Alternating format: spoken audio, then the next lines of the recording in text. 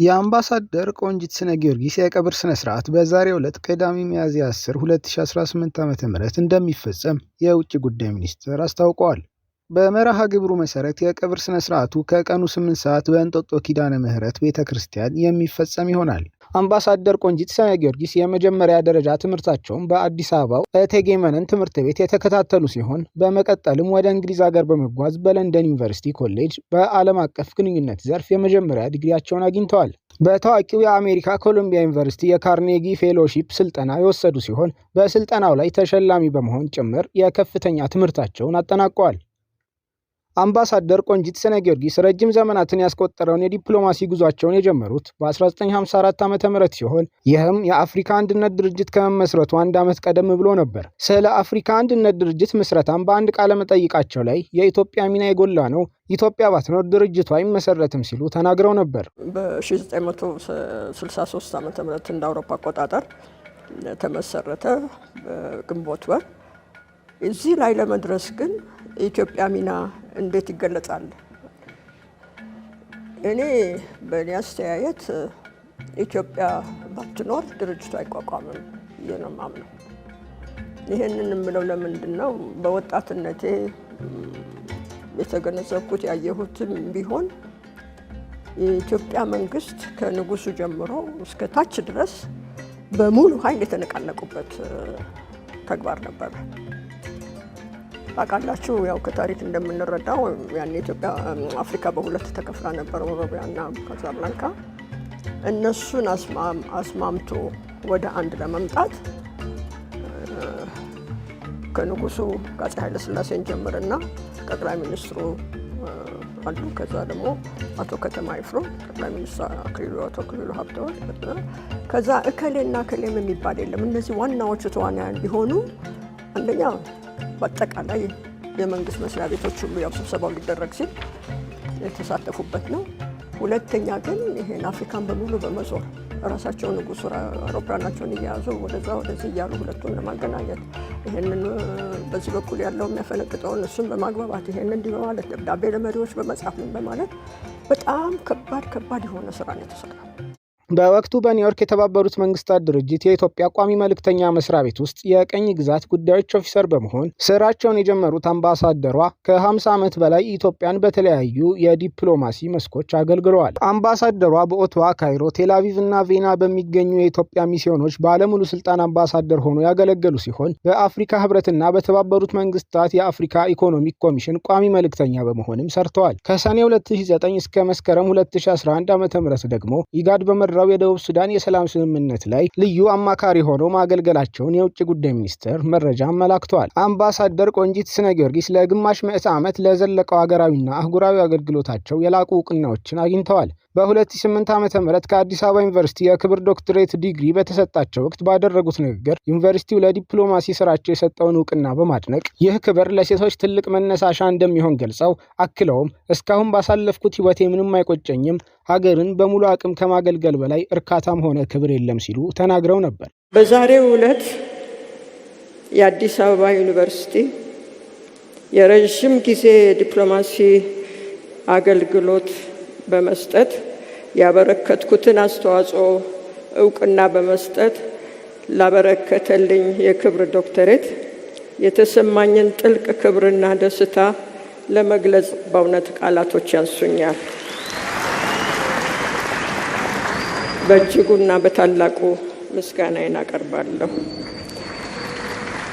ይህ የክብር ዶክተሬት ለእኔ በግሌ ብቻ ሳይሆን ለመላው ኢትዮጵያውያን ሴቶች በተለይም በዛሬው ዕለት ለሚመረቁት ሴት ወጣቶች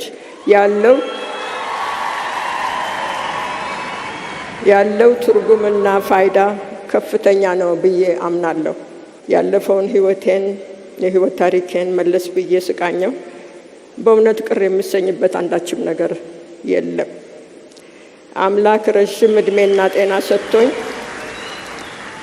ይህን ያህል ዓመት አገሬን ለማገልገልና ለዚህ ክብር በመብቃቴ ታላቅ እርካታ ይሰማኛል።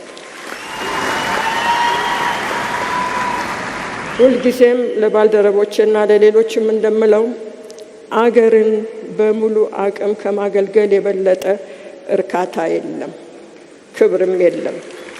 ባገኙት አጋጣሚ ሁሉ ስለ ሴቶች ተሳትፎ የሚናገሩት አምባሳደሯ የተሰጣቸው እውቅና ለሴቶች መነሳሻ እንደሚሆን ጠቅሰው በኢትዮጵያ የሴቶች ተሳትፎ እየተሻሻለ መጥቷል፣ ሴቶችም በዚህ ጉዳይ ላይ ትኩረት ሰጥተው እንዲሰሩ መልእክታቸውን አስተላልፈው ነበር።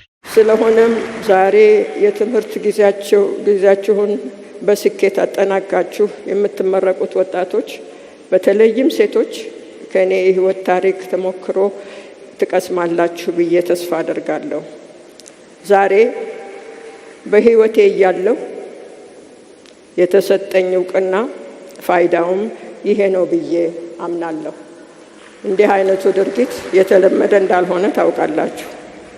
በእርግጥ ዛሬ በሀገራችን ብዙ ለውጥ አለ።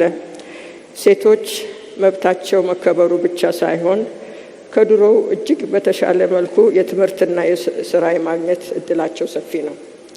እንደ አብነት ለመጥቀስ ከጊዜ ወደ ጊዜ የውጭ ግንኙነት አገልግሎትን የሚቀላቀሉት ሴቶች ወጣቶች ቁጥር እየጨመረ እንደመጣና የሴት አምባሳደሮች ሹመትም እየተሻሻለ እንደሆነ ለማየት ይቻላል።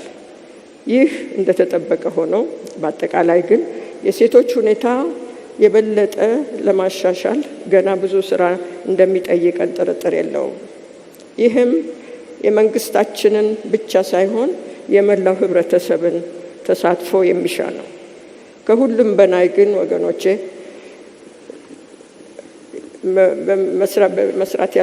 ጠንክረን መስራት ያለብን እኛው ራሳችን ሴቶች ነን፣ መብታችንን ለማስጠበቅ ይህን መገንዘብ ይኖርብናል።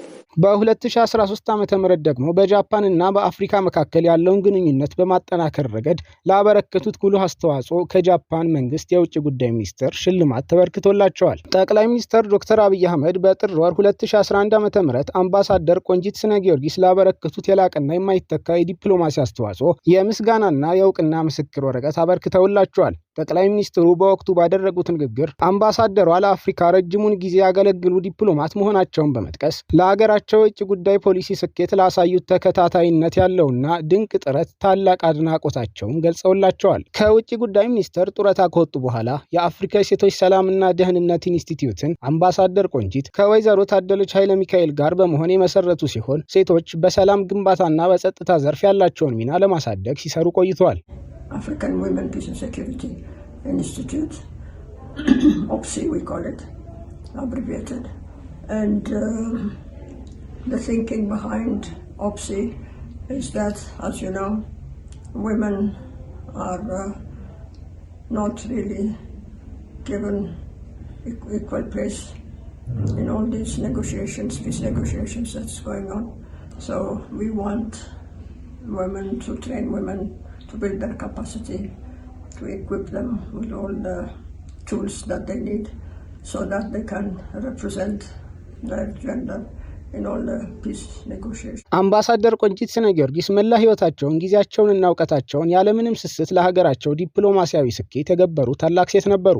ትዳር ያልመሰረቱትና የስጋ ልጆች ያልወለዱት አምባሳደሯ መላው የኢትዮጵያን ዲፕሎማቶች እንደ ልጆቻቸው በማየት እውቀታቸውን ሲያጋሩና ታላቅ አገራዊ ቤተሰብ ሲያገለግሉ እንደነበር በብዙዎች ተመስክሮላቸዋል። በሕክምና ሲረዱ ቆይተው መጋቢት 9 2018 ዓ.ም በ86 ዓመታቸው ከዚህ ዓለም በሞት ተለይተዋል። ህልፈታቸውን ተከትሎ ጠቅላይ ሚኒስትር ዶክተር አብይ አህመድ አምባሳደር ቆንጂት ከልጅነት እስከ እውቀት ኢትዮጵያን በዲፕሎማትነት በማገልገል ለህግ፣ ለአሰራር፣ ለፕሮቶኮል እና ለኢትዮጵያ ጥቅሞች በነበራቸው የጸና አቋም እናስታውሳቸዋለን። ከእርሳቸው በኋላ አያሌ ሴት ዲፕሎማቶች በመስኩ እንዲሰማሩ መንገዱን አስፍተዋል። ለቤተሰቦቻቸው፣ ለስራ ባልደረቦቻቸውና ለመላ ኢትዮጵያን መጽናናትን እመኛለሁ ሲሉ የሀዘን መልእክታቸውን አስተላልፈዋል። የአፍሪካ ህብረት ኮሚሽን ሊቀመንበር ክቡር መሐመድ አሊ ዩሱፍ አምባሳደር ቆንጂት የአፍሪካን ጥቅም በማስከበር ረገድ ላበረከቱት ላቅ ያለ አስተዋጽኦ አድናቆታቸውን በመግለጽ ሙያዊ አሻራቸው ለትውልድ አርአያ ሆኖ እንደሚቀጥል አረጋግጠዋል። ቲክቫ ኢትዮጵያም በአምባሳደሯ ህልፈተ ህይወት የተሰማውን ጥልቅ ሀዘን እየገለጸ ለመላው ኢትዮጵያን ህዝብ መጽናናትን ይመኛል።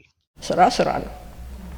ሁላችንም በተሰማራንበት ከልብ ከሰራን የማንወጣው ችግር ሊኖር አይችልም። ይሄ የኔ ልምድ ነው።